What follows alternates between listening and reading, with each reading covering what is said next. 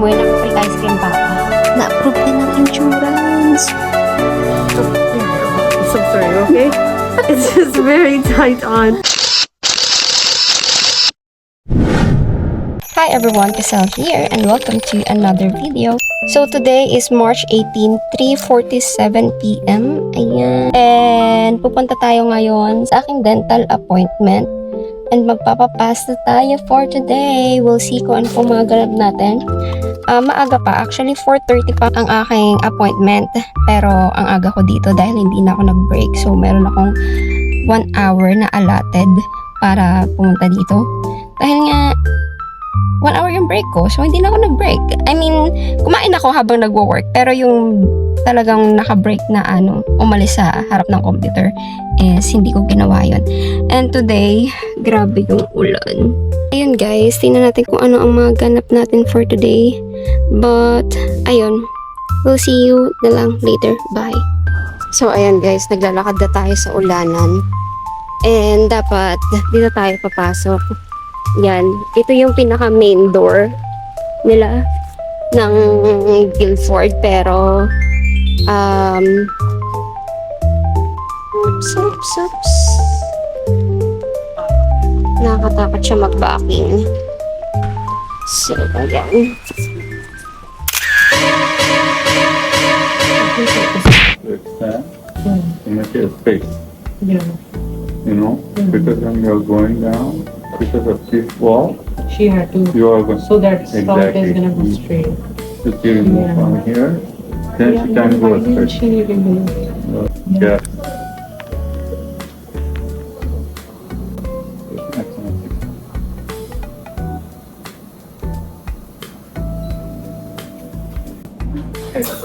Right?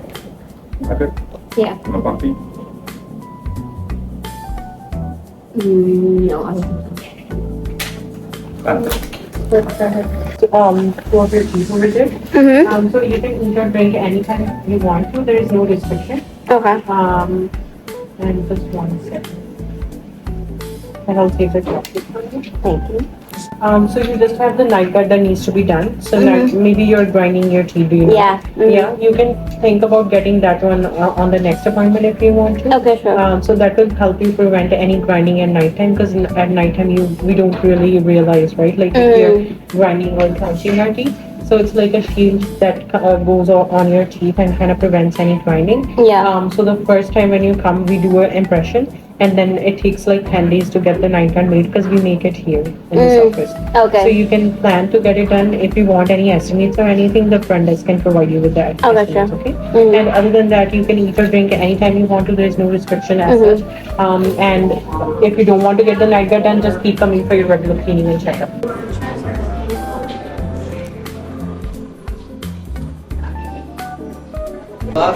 There you go. Hi everyone. So, ayan. Time check tayo. It's currently 7... Kita niyo ba? Ito ba? Ayan. 7:11 in the evening. And kanina pa ako nakauwi ng bahay. So, kanina nagpapasta ako. And ang pinastahan is yung aking wisdom tooth at saka yung isa dito sa harap. Ganyan. So, yun ang pinastahan sa akin. Pero ang nananakit sa akin is itong side, diba? So, yun. Sabi sa akin ng dentist, kailangan daw i-make sure ko na brushan ko ng maayos yung wisdom tooth ko kasi nga, siya, may cavity siya. So, kapag lumalim pa ang cavity niya, edi mahihirapan, and then may tendency na tanggalin yung aking wisdom tooth. So, mawawalan ako ng wisdom tooth, diba? Kailangan ingatan ko. To be honest, ang hirap naman kasi talaga toothbrush yung wisdom tooth ko kasi yung pinaka-gums niya, parang yung kasi, yung pinastahan is yung parang bandang, sa gums. Parang kasi yun, yung parang na-cover ng gums yung parang pinaka-siksik na siksik sa gums. Yun, doon part na yun yung pinastahan. Kahit ako nakikita ko naman din yun na parang ang hirap tanggal ng mga nakasiksik doon. So, buti na lang talaga, binigyan din ako ng jowa ko ng water flosser. So, gagamitin ko rin yung water flosser para matanggal yung mga residue ng mga kinain ko dun sa pinakadulo ng ngipin, di ba? Kasi mahirap kuskusin ng toothbrush. Tomorrow naman, kasi na-approve din ng insurance yung aking night guard. Para hindi na ako sakitan ng ngipin dito. Siguro yun yung best solution para hindi na sumakit yung itong part ko na to. Tomorrow naman, ang babayaran is yung maxillary appliances. Wow! Bayad pala yan. Okay. So, maxillary appliances is 352 Canadian dollars. And then, commercial lab fees, 160 Canadian dollar. So, a total of 512 Canadian dollars. So, yun yung price ng aking night guard. Mahal, no? Night guard lang yun, ah. And then, ang babayaran ko is 153.60 Canadian dollars kasi the rest is bayaran ng insurance. Buti na lang talaga cover siya ng insurance ko kung hindi. Iyok.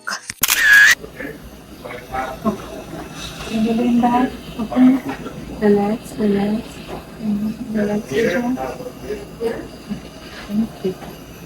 I will wipe it down your face later, okay? With your nose.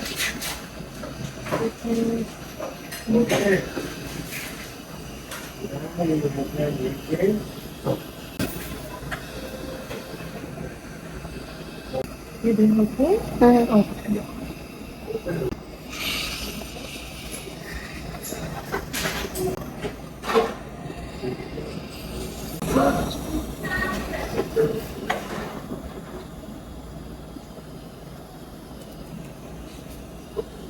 Nice.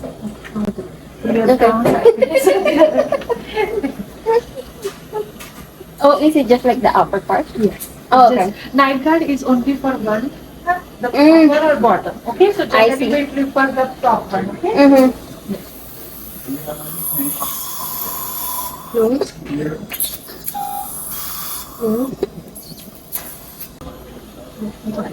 Yes.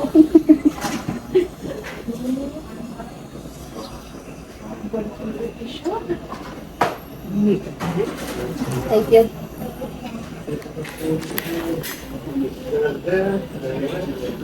I feel like I'm a kid. I feel like I'm a kid.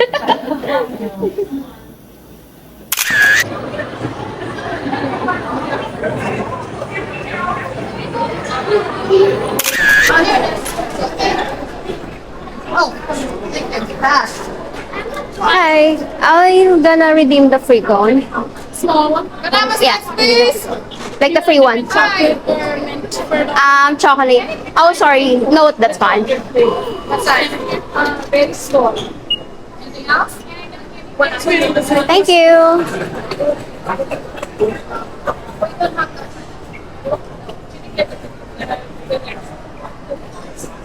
Thank you.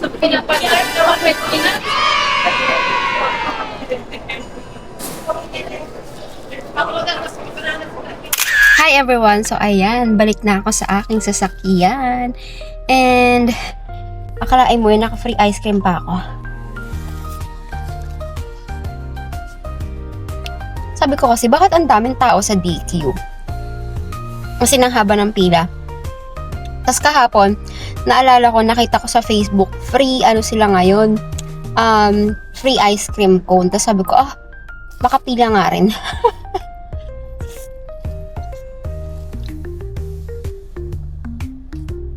Kaya yan, pumila ako para sa ice cream cone.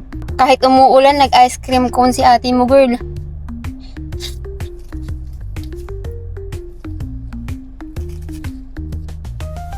And right now, nagpapainit ako ng sasakyan. In fairness naman sa ice cream cone nila, masarap pa. Yung vanilla nila. Pwede ka magpalagay ng tip, pero may extra bayad.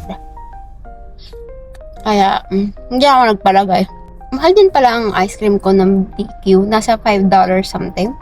Kasi nung bago ko i-scan yung barcode, parang 5 something yung bill pag bumili ka ng ice cream cone.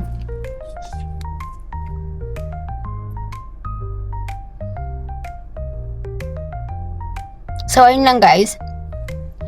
Ubusin ko lang to and then uwi na ako. It's currently 5:28 in the afternoon para. And 12 degrees Celsius. So, ano guys? Hi everyone. So, time check. It's currently 6:14 in the evening. Ayan, 6:15 na.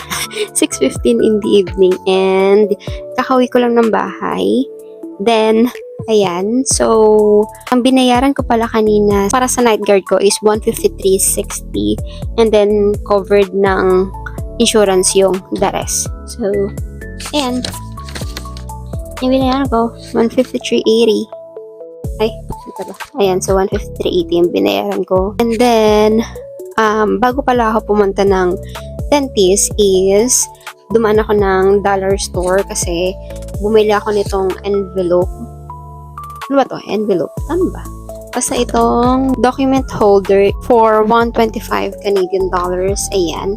So, dito namin ilalagay yung aming marriage license, di ba? Para pag binigay siya sa officiant, di ba? Mukha naman siyang presentable. Wala na kasi akong ibang makita. Ito na lang yung pinaka parang formal tingnan kasi white.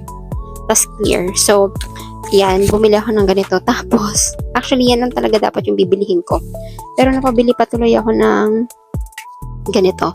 Hindi ko alam, ang hilig-hilig ko talaga sa mga notebooks. So, bumili ako nito na Uninspired Life. Ang cute kasi niya. Notebook to actually. Ayan, nakalagay, Uninspired Life. Tapos, a journal for thinking, dreaming, and discovering. Tapos, meron dito sa likod, your life is your creation. Ayan, so meron ganyan. May pa ganyan siya. So, kaya cute na cute ako dito. Kasi tingnan nyo, pag inopen nyo siyang ganyan, meron siyang, she was becoming herself. Yung may mga quotations na ganyan. Pero notebook siya. Ayan o. So, journal siya. Tapos, kunyari, ito, may nakalagay ito. When I think about the person I am today, these are some things I am proud of. So, ayan. Tapos, dito mo ilalagay yung mga things na proud ka sa sarili mo. Ay, kung makikita nyo, mga ganyan-ganyan yung itsura niya. Yung mga quotation siya sa mga gilid-gilid. Ayan. So, ayan. Napaka-cute ng notebook na to. And then, next naman is bumili ako ng another notebook which is mas malaking version. Actually, hindi siya pink, pero nakitan kasi ako sa kanya. Bibili ko sana yung pink, kaya lang hindi ko bet yung yung pinaka-papel niya. Ito kasing notebook na to, ang dulas. Yung maganda siyang sulatan. Ayan, so maganda siyang sulatan. Pero yung color pink na nakita ko kanina, iba, magaspang yung pinaka-papel niya, kaya hindi yung binili ko. So, ito, kahit purple siya, binili ko na siya, kasi cute pa rin naman siya eh. Diba? Tapos makapal pa. So, maganda rin siyang pang journal. Actually, hindi ko alam kung kailan ko ito magagamit. Pero ayan, ito nga pala is $5. Yan. And then, ito pala is $4.75. Wala lang siyang price dito. Pero $4.75 to. And bumili rin ako kanina ng food ko. Bumili ako ng Filipino food sa my mall. Ayan, ito yung Mixilicious.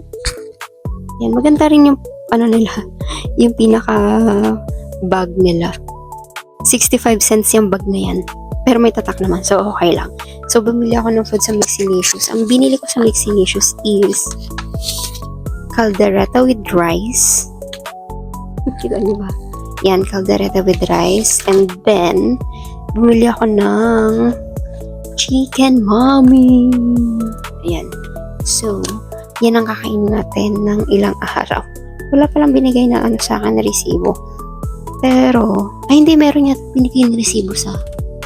So, ang chicken mommy is $14.99 Canadian dollars. And then, ang caldereta and rice is $15.99 Canadian dollars. And then, eco bag na is 65 cents. So, a total of $31.63 ang aking nabili sa Mixilicious kanina.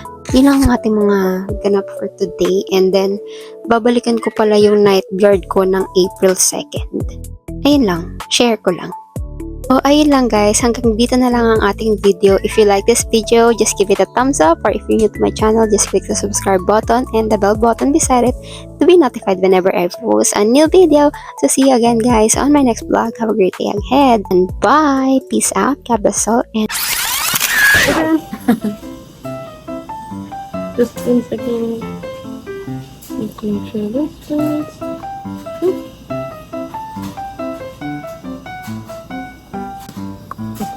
Perfect. How does that feel when you bite down? It's fine. It feels okay? Mhm. Is it okay on this side? Yeah, I think. Does it feel rough anywhere? No, there's no rough. But I feel like it's bulky on the side. Bulky? Yeah.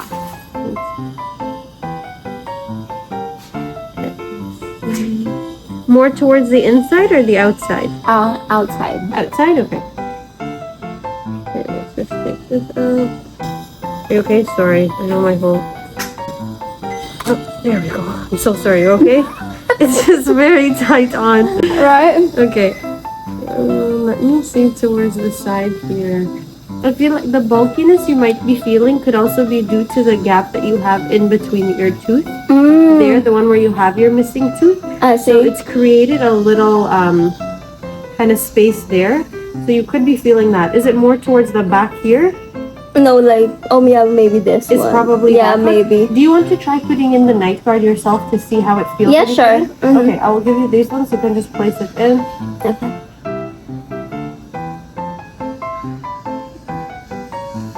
Kind of sometimes just have to push start in the back, Ah. wherever feels the most comfortable Mm-hmm. for you to get a fit on there.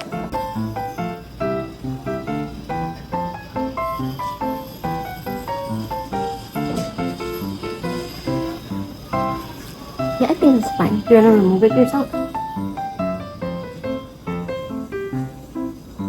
Yeah, just a little bit of... There you go. Okay, you want to try one more time? No, it's fine. It's fine? Yeah. Okay. Okay, so it definitely takes a little bit of getting used to it, kind of the pushing it in. Mm-hmm. Usually I'll find it easier if maybe you stick one side in, you'll kind of feel it click in place, and then just align your teeth from the other side and give it a good push up as well, and it should sit in place, okay? Okay. Okay, perfect. What I'll do is sorry, I know. It's a lot. Okay, so I'll put it in the case for you. Anytime you're not using your night guard, please make sure you just leave it back into the case in case you have like any animals or sometimes kids Yeah. like to play with it. And then don't keep it in the heat as well because it can melt. Cleaning wise for your night guard, what you can do is either you can use some water with like these Polydent tablets that you can get either from Shoppers, Walmart, Superstore, Yeah. anywhere that has them. And you can just drop it in there and leave it there. After that, you can just take a toothbrush and scrub off anything if you see something. If you don't want to get the Polydent tablets, you can also use some water with a little bit of vinegar in there. And that does the job as well. It removes any like hard deposits along the night guard. It's not something that you have to do every single day. It's completely up to you. Sometimes just even rinsing it under some water is okay as well. Okay. Most people just like to do it if they notice any buildup or something around the night guard. Okay. And then, yeah, that's typically it cleaning wise. You can wear it at any time of the day you Oh, want. really? Yeah, it doesn't necessarily have to be only at nighttime. I feel sometimes that I would wear it like when I'm working out. I know like I'm usually like clenching or something. Oh, really yeah, hard. that's So I true. like to do that, or even just like on a regular day, like if you know you're at home or doing something that's stressful, you can also keep it in. It's really up to you at any point whenever you want Okay, sure. to wear the night guard. But yeah, I will give you this, and here is your case. There is more detailed instructions for you on this piece of paper here with the cleaning and the use of your night guard as well. Okay. Okay. Perfect. Do you have any questions? No. Okay, amazing. I'll Thank do you that. so much. Yeah. That's quick. Yeah, it's